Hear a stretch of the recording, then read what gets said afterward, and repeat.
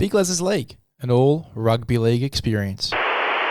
Hello, welcome back to Big LEZ'S League and all rugby league experience. I'm your host, Big Lez. Make sure if you haven't already to go ahead and subscribe to the YouTube, become a part of the Big LEZ'S League community. We're going to get stuck in to our SuperCoach side. The glasses are on, so we're going to get super deep into it.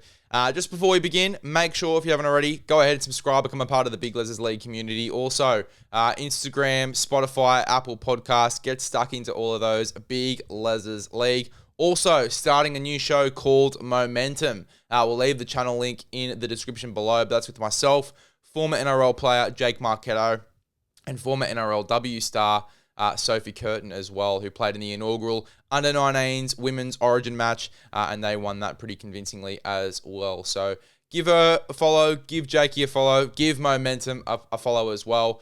Some good things going to happen with Momentum this year, and we're going to build a bit of momentum for that show throughout the season as well. Good things incoming for Big LEZ'S League and for Momentum, so don't miss out on that. But we are going to get stuck into SuperCoach today. Obviously, I've had a little bit of a hiatus when it comes to SuperCoach. We were going to do a team reveal a couple of weeks ago, but the new rules came in, and I wanted to sort of get a few different opinions and see a couple of different sides before I jumped in and made some changes to mine. And to be fair, not a lot has changed. The only change, I guess, that has been significant for me is center wings, and just how I use the flex position as well. So traditionally, and I know a lot of other people, it was more so the, I guess, generic way to use the flex was a third fullback. And that worked very well last year. It's worked well in previous seasons. But it's not going to work this time. It's not going to work this time because the way that the points are calculated now through the Fox League system and from the Fox League system over to the NRL system, similar to sort of how NRL Fantasy calculate their points, it is going to be a lot different. The landscape is going to be a lot different. And so we've got to build our team according to that. It does favour centres more than it does fullbacks. And I guess the best example was used the other day on one of the shows that I was watching where, if you've got going down the left-hand side with a spread, the fullback breaks the line. They tip to the centre tips to the winger. Usually the centre and the fullback would get rewarded for that. The centre a little bit there. But mostly the fullback with the try assist, the fullback would generally get more points. Now it's going to be rewarded off the last pass. The last pass is the try assist, so therefore centers in that scenario are going to get rewarded a lot more. And we see that very commonly in the NRL. And thus, rather than stacking up with big wingers, like traditionally you obviously would go with guys like Kiraz. You would go with guys like, if he was playing this year, or he might still play this year, but guys like Lomax, like these sort of guys, you'd go in and pay big money for these big wingers, and you wouldn't really stack your center wings with mainly centers. This year, I would highly recommend to prioritize centers, and I also think for the flex position, you're probably going to have to go for either maybe a gun halfback or a center. Now, a lot of people are going to go with one or two guys when you're putting centers in the flex. I've gone personally, and I guess we'll start off with flex, with Herbie Farnworth. And I've always wanted to bring in Kale Iro, so I've got Kale Iro in my center wings. But that's generally the two guys that I'm hearing. If you're going to go with two, if you're going to go with a center in your flex position, a lot of people have gone with either Herbie or with Kale Iro from what I've heard. I'm going to go with Herbie, and I'm going to bring in Kale Iro into my center wing. So Herbie is my flex. I think as well, I was sort of waiting with Herbie to see if he would be playing left or right side. From the vibes we got yesterday and where he was playing in the trial, it looks like he's going to be on the left with Selwyn Cobbo, and then it will be Averillo and Asako on the right side to start the season, while Jack Bostock is obviously coming back. And then when Bostock is back, you'd think that Cobbo moves over to the right side in that center position, and we get Bostock there on the left wing. They could go another way as well, particularly with how well Tavita Nafahu was trained. I think that Tavita Nafahu could end up on the left wing, and Selwyn Cobbo will just stay on that right center spot. But I do think that they will start the year based off the first lineup in the trials with Cobbo on that left wing, but that remains to be seen. I think there's a lot more certainty around the fact that Herbie Farnworth is going to be the left centre than there is for me around, I guess, where Cobbo fits into this back line. I also feel like there's more certainty now about the Hammer and Trey Fuller. The fact that Herbie's playing at left centre pretty much confirms, to me at least, considering that Hammer, when he does play centre, it is generally on that left-hand side. I think they will start with Hamiso Tabuai-Fidow at fullback. I think that the rumours around Trey Fuller might be incorrect. I think they were going to give him an opportunity there. I mean, they also played Trey Fuller in the centres as well, albeit that was on the left side. But I do think that we will see Hammer get that fullback spot going into round one. Could be wrong, and if I am wrong and Herbie is named on the right-hand side, or if we get to round one and, Herbie is playing on the right-hand side, then that's obviously going to be interesting to watch and see if he does score the same on that right-hand side of the field. But that's going to be a wait and see for me. I do feel, though, certain that we will see Herbie on the left, because, why would you change something that's worked so well for you last year? I think that we will see Herbie stay on the left, and then the right centre will most likely be Selwyn Cobbo, in my eyes at least, after watching that trial. But with Herbie Farnworth at left centre, in my mind, I've got him in the flex position. I think that's where he's going to do his best work, and I'm happy to pay up there. Previously, I did have Nico Hines, but obviously with Nathan Cleary being suspended, I've had to make a couple of changes there. For those that don't know, Nathan Cleary, it sounds like he's going to be suspended for 2 weeks for that high shot at Hamasi Makasini. So for those that were planning to start with Cleary, that does throw a massive spanner in the works. And that's forced a couple of changes here. And that's forced me to sort of go, okay, I'm not going to go with Hines in the flex. So what other way is there to go? And I feel like going with that centre wing spot, which I feel like a lot of other people are going to end up doing, is probably the more viable go, particularly with how centre wing, that role, particularly centres, is going to really benefit from this scoring change. So Herbie Farnworth is there in the flex. We may as well go through the centre wings before fullback, because we've touched on them quite a bit. My centre wings, I've obviously got Kale Iro in there. I've sort of wanted to get him in for a while, and freeing up the space with Cleary has allowed me to grab Kale Iro. I've got Critter. After watching the trial the other day, I've got Critter at the moment. That could change to Latrell, pending Critter plays on the left-hand side or not. If he doesn't play left and they don't stack up that left edge, I might move away from Critter. But at this stage, I've got Critter in my centre wings. I think that he is going to score very well with this new system. Regardless of what side he's playing on, to be fair, I think he'll score well. But I think if they do stack up this left-hand side and send a ton of traffic that way, like they did in that trial against Newcastle, albeit it was a weaker Newcastle outfit, then I think that that's going to be a very advantageous edge. And you'd have to capitalise on it. Even with guys like Kickout, who I haven't got at the moment, I did have this morning, and I did make a late change, and we'll discuss that a little bit. I do think that you are definitely going to get some coin on that left edge. So guys like Kickout, guys like Critter, not so much Lockie Galvin, because again, we don't know if he's going to end up at 7 or 6. I think that with the Burton thing, Burton's been cleared, so it looks like Galvin will probably go back to the right-hand side anyway, but maybe even a Matt Burton. These sort of guys become a lot more advantageous.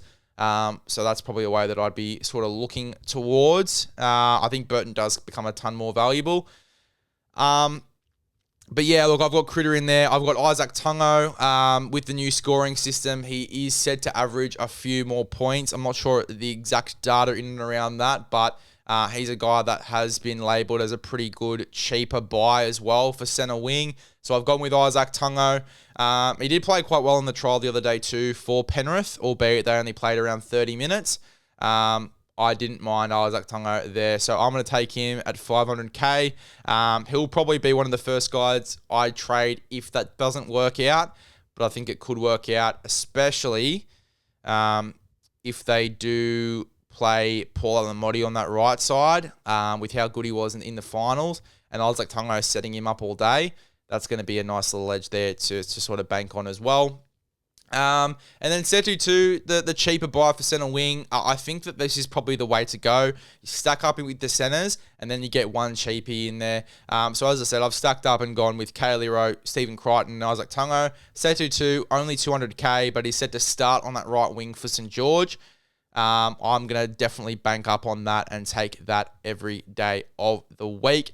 Bailey Simonson's officially out of calculations for me. I just haven't really fully loved what I've seen from him in the trials. It's been okay, but it's just not, they haven't gone his way like that I thought they would, particularly with the fact that, he is going to be pretty much the Lomax replacement there, and they've got very similar athleticism.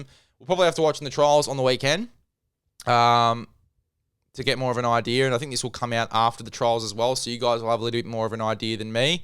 But yeah, that's a wait and see Bailey Simonson for me. He is a good cheapie. And also depends on Vegas lineups as well for the Dragons. If we do see Seto 2 not named on the wing, then I'll probably move away. But my guess is that he's going to be named for Vegas. And then my backup centre wings, I've got Moses Leo, I've got Hamasi Makasini, and I've got the young gun from the Gold Coast Titans, Siale Faye Armani. I believe that's how you pronounce it. 201k. Obviously hasn't debuted yet, but strongly rumoured to take that wing spot. And in the trial lineup, he is named there. So I imagine that he'll get the first crack at right wing for the Titans. Obviously, with the depth there, they are testing out this young guy. And I am excited for it. I'm keen to see how he goes there. Young Fayamani. And if he is going to be that value purchase, even if he's not, he's going to be a placeholder in my side anyway. Hamasi Makasini was outstanding. Don't need to explain that too much. I'm happy to wait for the buy. And Moses Leo's a guy that I've only brought in this morning. And the reason I brought him in is because I just look at that buy. I look at, obviously, the Xavier Coates situation. He's going to be out for the first 3 odd months of the season. So I'm going to capitalise on that. I think Moses Leo is a guy that has played extremely well during the trials. Again, it will be pending on round 1 lineups. But I'm going to go ahead and take Moses Leo there at 235k. And I've still got, in my cap, I've got 179k to spend. So this will definitely not be the final draft. Might make a couple of changes pending on trials and whatnot. But yeah, Moses Leo is in my side. Let's go to fullbacks, because we did skip over it with the fact that we did talk a lot about centre wings and the flex and all that sort of stuff first. So we thought we'd do centre wings first. Let's go to fullbacks. I am going to go with Reece Walsh. I love this. I love the Suncorp draw, and I'm not going to take too much out of the World Cup Challenge either. I think that the Broncos still played well. There are plenty of Reece Walsh signs. He's taking risks. He's going deep into the line. I think that with Reece Walsh, he's evolved enough now, and even during that World Cup Challenge, he was making a couple of smarter decisions as well with his attack. He's a lot more calculated than previously as well. If that does go to shit in the first couple rounds and we see him making a ton more errors and losing those points, then we'll look to obviously offload him. And I've got the money to jump to a Tedesco or elsewhere. So I will certainly do that if it doesn't look great in the opening rounds. But I'm able to take the risk on Reece Walsh with the fact that he played so well at the back end of last year. I think that he's in for a massive season with the Broncos as they look to go back-to-back as well with a couple of guys leaving. You got Renault retiring. You got Payne Haas going to South. So I think that Reece Walsh there, decent-ish price as well, probably the second or third most expensive fullback in the game. But I think that you will be rewarded with that Suncorp draw to start. He's definitely a good fullback to start the year with. Not so much as a full year option because there'll be Origin and stuff like that. You'll need to get him out of your side. But certainly as a starting fullback for the first opening rounds with that Suncorp draw, I would definitely be capitalising on that and jumping on Reece Walsh, that's for sure. And then Keanu Kinney, obviously at 495k there. He has been in my side the entire time since SuperCoach opened. Not going to look to change that now. I think that he, with his work rate, he's going to be still very advantageous in SuperCoach, or at least score quite well. And there's no one else really jumping out to me with those cheapy fullbacks. If Trey Fuller was starting at fullback, that would change a little bit for me. But at the moment, I'm going to stay there. I guess the interesting thing here for me, he's got the reserve jumper on, so it's not going to be too much. I was going to say the buy and moving things around then, but that's not really going to change too much. I've got good players in and around my side. I can just move that purple jersey around to. So I guess that's a non-story there. Let's move to the halves. We'll start off with 5'8". I am going to go with Cody Walker. Cody Walker's been in my side the entire time. I'm going to stick with Cody Walker. I think that's a really good buy. And then Jonah Pezzett in the backup jersey. That hasn't changed at all, so we won't go too deeply into that. Pezzett has looked outstanding in the trials as well, so very, very happy with that. I'm going to start with him in a purple jersey as well. Cody Walker there in 5'8". I am going to go with Nico Hines at halfback. I've moved him out of the flex into the halfback position. As I said, with the Cleary suspension, if Cleary wasn't suspended, my side would be pretty similar to what it was in the last team list reveal, albeit a couple of changes. And Hines would still be in that flex position. But obviously, as I said, with Cleary being out, it has given me the opportunity to sort of experiment and look around a little bit. And Hines, he's going to be in the halfback jersey for me. Some people are going to jump straight to Jaden Campbell. I'm not sure that's the smartest idea. I think you're going to get a lot better out of Hines, and especially what we've seen early from Nico Hines, and it'll be a big watch over the weekend. You guys, I said, you guys will know more than me because this will come out after the trials. I think that Hines will be a really, really good buy there, and I'm going to captain him as well. I think there's really good captain potential in Nico Hines. Also, I think he's going to start the year and score some pretty solid points. And then Daniel Atkinson is my backup. Don't need to go too much into that. I think he's got more job security than Ethan Sanders, and that's the reason that I've gone that way. I guess the only thing that I'm sort of looking at here with the halves before we move into the next one, for the halves, I guess the little thing that I'm looking at here is, I'm looking at Atkinson and I'm going, I've got 179K in the cap at the moment. Do I move a couple of things around? Maybe move to a Bailey Simonson for maybe Isaac Tungo, get a bit of extra cash, and then go up to a bit better halfback, maybe even a Moses or something. Just move a couple of things around and bring in Moses so you get a double halfback. I'm going to stick with Atkinson at the moment, and that's going to be something I do think about, just because I feel like the closer we get to round one, and this might only just be me, I don't think I've got much faith at all, really, in Atkinson with the optics around the Dragons. And again, we'll know more after Vegas. But more so just either or. I've got little faith in either of them, to be fair. Sanders with the job security. Atkinson with just learning the halfback jersey. I'm starting to get a little bit worried. And that could really, I guess, that could force me to make a change. I'm still very open to going Hines Moses to start the year. That's probably what I'm thinking at the moment, but we'll wait and see. Going into second row forward, let's move through.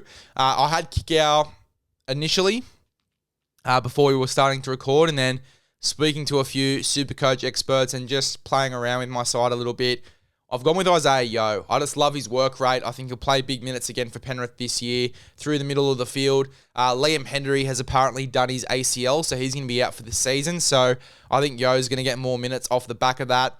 They've got a couple of less middles that are experienced to play with, and so I think Yeo will take a little bit more responsibility. I think that he'll play bigger minutes, 610K. The optics around the price change as well. See him with a bit of a point increase for a projected average, I guess, for this year. So I'm going to go with Isaiah Yeo. I think that it's great value, 610K. I'm going to jump on that. I had Angus Crichton. I've gone from Angus Crichton to Viliame Kikau, and then I've looked at the price and everything, and I've actually dropped back down to an Isaiah Yeo, who's actually exactly the same price as Angus Crichton, maybe $100 off. I'm going with Toby Couchman. I've had Toby Couchman for a while. I'm going to stick with it. I think he's going to play big minutes. I think he's going to be a role player in this Dragons side. I think that at 588K, he is worth it. And then Dave Fafita on that lethal left edge for South Sydney. I think you've got to capitalise there, especially Dave Fafita for 595K. You're never going to get that again, realistically. So jump on it now while you can. And then my backups, in another purple jersey, I've got Hylam Lukey. I think 80 minutes in the back row. Trials have been very good for Helam Lukey as well. Not sure how he plays this weekend, but I think that Helam Lukey, 404k, I really like it. I think that he is going to be a good buy. 80-minute back rower for 400k is pretty juicy. This is another guy that I'm sort of umming and ahhing about, and it could change before round one. Is Atavala Lasardi. I don't have a fully fledged high amount of confidence in Atavala Lasardi. I think that could be a little bit of a dangerous road to go down, particularly with the fact that he was changing edges a little bit in the trials. I mean, we'll obviously wait and see this weekend to see if he does lock down that right edge and plays decent minutes there. But I feel like Melbourne haven't made the decision between him and Joe Chan yet. And Joe Chan is more expensive. So I won't be going either of them if Joe Chan gets the jersey. But Atavala Lasardi is a bit of a wait and see. And then Cooper Bai, I think that he will be in that rotation somewhere, whether that be off the bench, whether that be starting at 235k. He's going to be a bit of a role player in my team, and I'm just going to get the points that I can from him. Front row forward. Let's move into front row forward now. I'm going to go with Payne Haas and Trey Mooney. I've had them for a while. Haas, big minutes in the World Club Challenge. I think he'll be playing big minutes for the Brisbane Broncos, and so I'm going to capitalise on that. Most expensive forward in Supercoach, but it's for a reason. You're going to get good points from Payne Haas. Trey Mooney, there as well. I think that he is going to play big minutes for the Newcastle Knights. He played 51 minutes, I think, in the second trial. So I am going to go ahead and take him. One of the trials anyway that he's played, I think he played some solid minutes. So it might have even been in the All-Stars game. Let me just have a quick look. My brain's in all sorts at the moment. Let's go back one. Newcastle. Did he play in that trial? Let me have a quick look. No, he didn't. It was in the All-Stars game. He played 50 minutes. I think it was. Just looking at the NRL up, so bear with me. Harvey Norman All-Stars, 16 all. Player stats, Trey Mooney. He played 53 minutes. And the work rate wasn't too bad. Got through plenty of defensive work. So I think you could play a similar role for the Newcastle Knights. I'll say that. Trey Mooney feels safe. And he's got dual position as well with Couchman. So that makes me feel very safe as well if I need to trade either one of them. So Trey Mooney, 442k, I should say. Definitely worth the buy. Tom Flegler, I've been really impressed with what I've seen from him in the last two trials as well. Very, very excited to see what we can get out of him, whether he does start the year off the bench or not.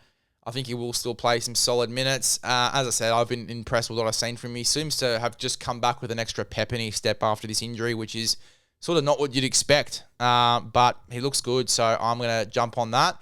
And then I'm also going to jump on Jack Hetherington.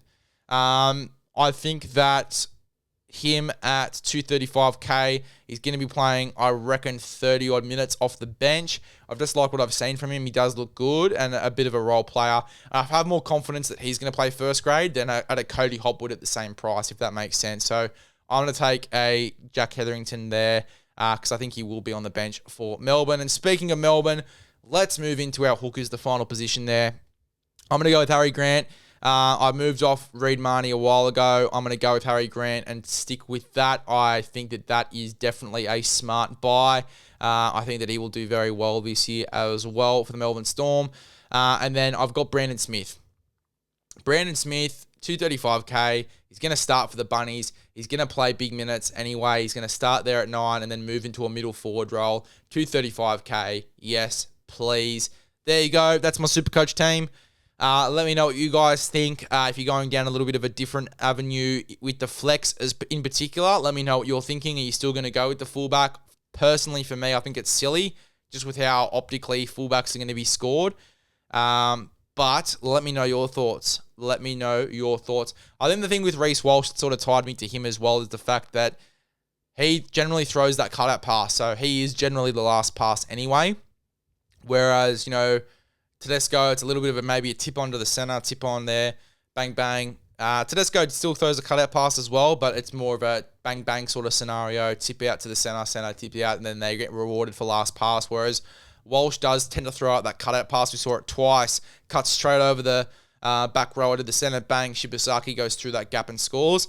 So I think that with the scoring, I guess the fullback that could be rewarded the most for the new scoring, just with how they play the game and the Suncorp draw, is Reece Walsh. But that's my opinion. Let me know your thoughts in the comments below. Subscribe if you haven't already.